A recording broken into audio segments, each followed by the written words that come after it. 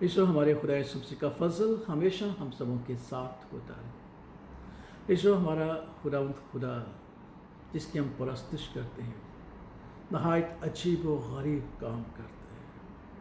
हम उसकी मसलहत, उसके इरादे और मंसूबों को नहीं जानते कि किस तरीके से हमारी ज़िंदगी की बका के लिए हमारे लिए बंदोबस्त करते हैं, जिसे शायद हम नहीं जान सकते। मिसाल के तौर पर हम याकूब, उसके बेटों और यूसुफ की कहानी को अपने सामने रखते हैं। जब यूसुफ अपने भाइयों पर साहिर हुआ तो उसने खुदावंद के अच्छी काम को बयान करते हुए अपने भाइयों से यूँ कहा, मैं तुम्हारा भाई यूसुफ हूँ, जिसको तुमने बेचकर मिस्र पहुँचाया, और इस बात से तुमने मुझे बेचकर यहाँ पहुँचाया, ना तो गमगीन हूँ और ना अपने अपने दिल में परेशान हूँ, क्योंकि खुदा ने जानों को बचाने के लिए मुझे तुमसे आगे भेजा। इसलिए कि अब 2 बरस मुल्क में काल है और अभी 5 बरस और ऐसे हैं जिनमें ना तो हल चलेगा और ना फसल कटेगी, और खुदा ने मुझको तुम्हारे आगे भेजा ताकि तुम्हारा बकिया ज़मीन पर सलामत रहे और तुमको बड़ी रिहाई के वसीला से ज़िंदा रखे। बस तुमने नहीं बल्कि खुदा ने मुझे यहाँ भेजा, और उसने गोया फ़िरौन का बाप और उसके सारे घराने का खुदावंद और सारे मुल्क का हाकिम बनाया। ऐसो देखा कि किस तरीके से खुदावंद अपने ईमानदार लोगों के लिए काम करते हैं। हम यूसुफ की ज़िंदगी से ये सीखते हैं कि उसके भाइयों ने अगरचे हसद में उसे मारने और उसे बेचने का इरादा किया, लेकिन खुदावंद ने ये होने दिया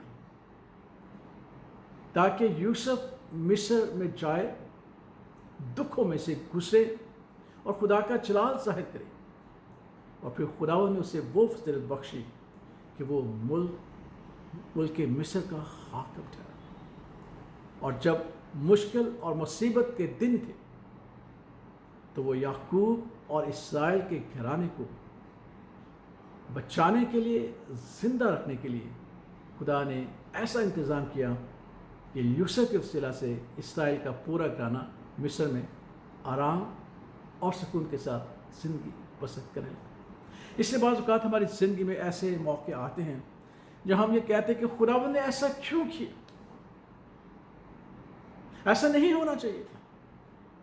लेकिन ऐसे हम खुदावंद की मसलहतों को नहीं जानते। आज अगर हमारे साथ ऐसा होता है जैसे यूसुफ के साथ हुआ, या इससे और बुरा होता है, तो याद रखिएगा कि इसमें खुदावंद की मसलहत कोई ना कोई होगी। यीशु खुदावंद जिसकी हम परस्तिश करते हैं, हमें फ़क़्त उस पर ईमान रखना है, उसका यकीन करना है। वही हमारे लिए अजीब व गरीब काम करता है, जिसके बारे में हम सीख रहे हैं। हम नहीं जानते कि मुझे ग़ुलामी में क्यों भेजा गया, लेकिन मैं जानता कि वो ग़ुलामी में भी अपने जलाल को ज़ाहिर करेगा। मुझे नहीं मालूम कि उसने मुझे क्यों बाहर के मुल्कों में भेजा है। अगर हम उसके साथ साथ चलें तो वो अपने मकसद को हम पर ज़ाहिर करेगा, और अगर हम दुनिया की मानद हो जाएंगे तो शायद हम उसके मकसद को पूरा नहीं कर सकेंगे।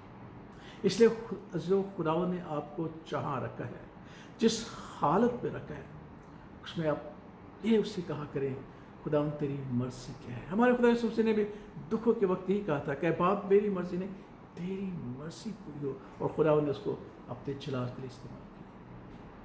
यूसुफ के बारे में हम देखते हैं वो कहीं बुड़बुड़ाया नहीं है, बल्कि वो जंजीरों से जकड़ा गया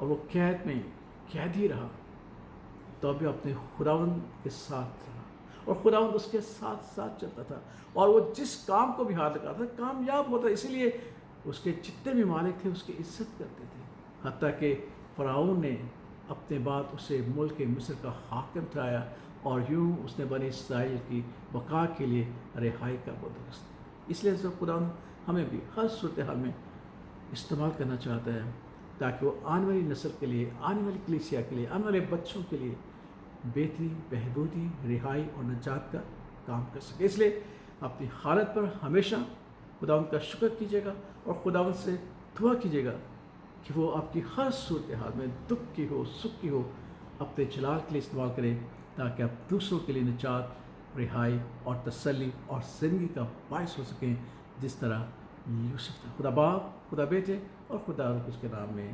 آمین۔